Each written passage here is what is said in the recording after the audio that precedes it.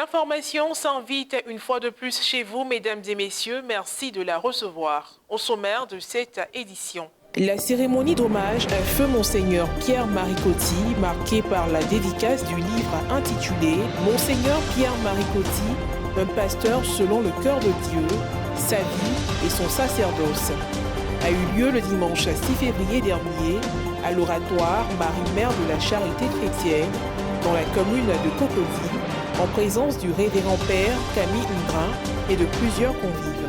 Toujours le même dimanche, au cours de sa rencontre habituelle à la place Saint-Pierre de Rome, avec des pèlerins, le pape François les a exhortés à placer leur confiance en Dieu face à l'insuccès, à l'incapacité et à la déception. Ce, à travers son commentaire de l'évangile du jour. Le dimanche 6 février dernier a eu lieu la cérémonie d'hommage à feu Monseigneur Pierre-Marie Coty, marquée par la dédicace du livre intitulé « Monseigneur Pierre-Marie Coty, un pasteur selon le cœur de Dieu, sa vie, son sacerdoce ». Écrit par Ablo Angelbert à Arsène. L'événement s'est déroulé à l'oratoire Marie-Mère de la Charité chrétienne, situé dans la commune de Cocody. C'était en présence du révérend père Camille Ndrin et de religieuses, des fidèles et des officiels. Un reportage signé Frédéric Monet, Morel-Poti. C'est dans la convivialité et l'allégresse que les soldats de Marie-Mère de la Charité chrétienne se sont retrouvés à leur oratoire situé à la Riviera Palmeraie le dimanche 6 février dernier pour rendre hommage à celui qui a été l'un des premiers fidèles de cette communauté, feu Monseigneur Pierre-Marie Coty. Cette cérémonie fait office de lancement d'une série de dédicaces du livre intitulé « Monseigneur Pierre-Marie Coty, un pasteur selon le cœur de Dieu, sa vie et son sacerdoce » écrit par Ablo Angelbert Arsène. Laquelle se fait dans la ville d'Abidjan. Et le choix de l'oratoire pour l'abriter est soutenu par le fait que Monseigneur Pierre-Marie Coty a entretenu une relation d'intimité spirituelle avec Marie-Mère de la Charité chrétienne depuis sa première visite dans ce lieu d'apparition jusqu'à son rappel à Dieu, à tel point qu'il était devenu le papa par excellence de tous les enfants de Marie-Mère de la Charité chrétienne. En plus de la projection de films retraçant la vie de cet illustre dévot marial, des témoignages pleins d'émotions ont marqué cette cérémonie. Pour le révérend père Camille Ndrin de la paroisse Notre-Dame de Lourdes de Niango-Adjamé, Monseigneur Pierre-Marie Coty restera attaché à jamais à la Sainte Vierge Marie. Selon lui, là où il y a l'amour et la charité, Dieu veille. Ce que je sais de Monseigneur Pierre-Marie Coty, c'est surtout dans le domaine de la communication. Quand je suis revenu des études en 1995, on m'avait demandé de m'occuper des émissions à la radio nationale. Mon évêque, Monseigneur Laurent Mandio, n'a pas voulu parce qu'il y a des prêtres qui sont partis pour les émissions à la radio nationale de Côte d'Ivoire et puis qui sont restés là-bas. Monseigneur Coty, de façon très subtile, m'a fait directeur national des radios, des médias catholiques de Côte d'Ivoire. Donc depuis 1995, j'ai rencontré Monseigneur Pierre-Marie Coty. Nous avons ensemble, j'étais son petit, et ensemble nous avons réfléchi pour mettre en place la radio nationale catholique de Côte d'Ivoire. C'est étonnant que dans le livre que vous allez lire, vous allez trouver d'autres attributs, d'autres chemins. Vous allez connaître la personne et ça doit nous stimuler à nous comporter comme Monseigneur Pierre-Marie Coty s'est comporté avec la Vierge Marie. Il n'a pas demandé beaucoup de choses. Je ne sais pas qu'est-ce qu'il a demandé, mais je sais que Marie lui a fait beaucoup de grâce. Quant à Maître Bogassako Gévais, Monseigneur Coty sera toujours dans la mémoire collective. Monseigneur Pierre-Marie Coty, un grand nom. Un grand nom. C'est un nom qui restera gravé dans la mémoire de tous les livres, mais les livres, c'est rien du tout. Son nom devrait faire corps avec ce pays. Parce que il est très facile qu'à l'école, on nous enseigne de retenir les noms des premiers présidents, des noms de ceux qui se sont battus pour l'indépendance. C'est bien. Mais et ceux qui ont marqué les symboles de ce pays, pourquoi voudriez-vous que nous les oubliions?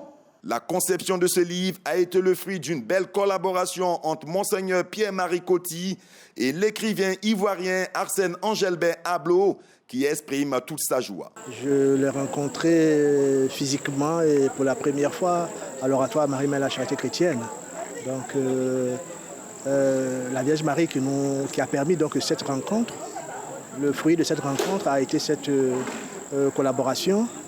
D'abord pour l'écriture d'un livre sur l'apparition de la Vierge Marie-Mère la Charité chrétienne et avec pour parrain Monseigneur Pierre-Marie Coty.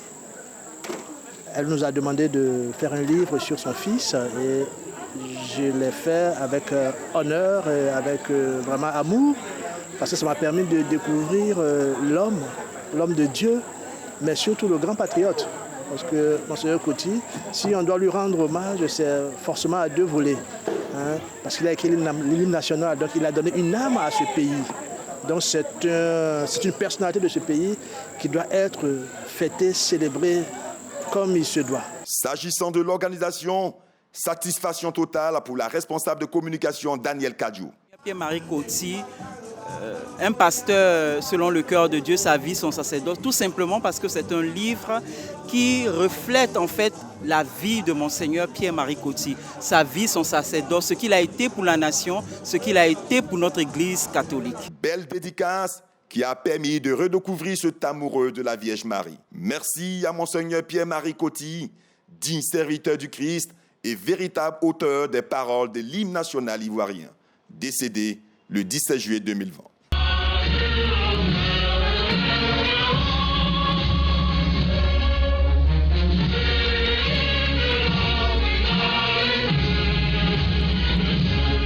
Toujours le dimanche 6 février, mais cette fois-ci hors de nos frontières. Le pape François a récité la prière mariale de l'Angelus avec des centaines de pèlerins réunis à la place Saint-Pierre de Rome. Commentant l'évangile du 5e dimanche du temps ordinaire, le Saint-Père a particulièrement invité l'Assemblée à se remémorer deux actions de Jésus. L'épisode où il monte dans la barque vide de Simon-Pierre et celui où il l'invite à prendre le large. À cette occasion, il les a aussi exhortés à avoir confiance en Dieu face à l'insuccès, à l'incapacité et à la déception. Arrêtons-nous sur ces deux actions de Jésus. D'abord, il monte sur la barque et ensuite, il invite à prendre la mer.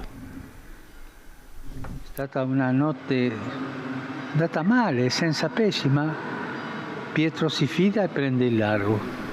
Malgré la mauvaise nuit, Simon a confiance et il va. Tout d'abord donc, Jésus monte sur la barque de Simon. Pourquoi faire ? Pour enseigner. Il choisit précisément cette barque qui n'est pas pleine de poissons, mais qui est revenue vide sur la rive, après une nuit de labeur et de déception. C'est une belle image pour nous aussi. Chaque jour, la barque de notre vie quitte les rives de notre maison pour voguer sur la mer des activités quotidiennes. Chaque jour, nous essayons de pêcher dans la mer, de cultiver des rêves, de poursuivre des projets, de vivre l'amour dans nos relations.